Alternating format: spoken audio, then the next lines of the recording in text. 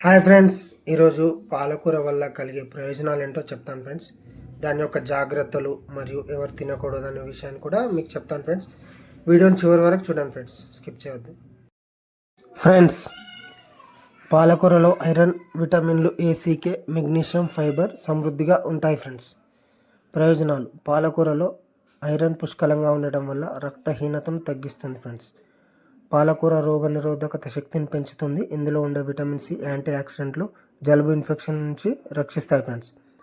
ఇందులో vitamin A కంటి చూపును మెరుగుపరుస్తుంది, కన్ను ఆరోగ్యంగా ఉంటుంది ఫ్రెండ్స్. ఇందులో తక్కువ క్యాలరీలు, ఎక్కువ పోషకాలు ఉండటం వల్ల బరువు తగ్గటంలో సహాయపడుతుంది ఫ్రెండ్స్.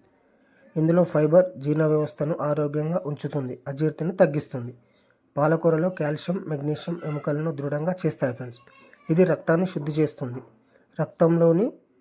శరీరంలోని వ్యర్థాలను తొలగించడంలో సహాయపడుతుంది ఫ్రెండ్స్. తీసుకోవాల్సిన జాగ్రత్తలు: ఎక్కువగా తింటే గ్యాస్, ఉబ్బరం, తిమ్మిళ్ళు రావచ్చు. ఎవరు తీసుకోకూడదు: కిడ్నీలో రాళ్ళు ఉన్నవారు, యూరిక్ యాసిడ్ సమస్య ఉన్నవారు, థైరాయిడ్ సమస్య ఉన్నవారు పాలకూరను పరిమితంగా తీసుకోవాలి ఫ్రెండ్స్, లేదా నివారించాలి. పాలకూరలో ప్యూరిన్ ఉంటుంది కాబట్టి మితంగా తీసుకోవడం చాలా ముఖ్యం. ఈ వీడియో కేవలం అవగాహన కోసం మాత్రమే ఫ్రెండ్స్. ఎక్కువగా మెడిసిన్ వాడేటోళ్ళు మాత్రం దయచేసి డాక్టర్ను సంప్రదించి ఎలా తినాలో, మితంగా ఎలా తీసుకోవాలో తర్వాత తినండి ఫ్రెండ్స్. ఈ వీడియో కనుక నచ్చినట్టు ఉంటే ఒక లైక్ చేయండి, షేర్ చేయండి, సబ్స్క్రైబ్ చేసుకోండి ఫ్రెండ్స్. Thank you.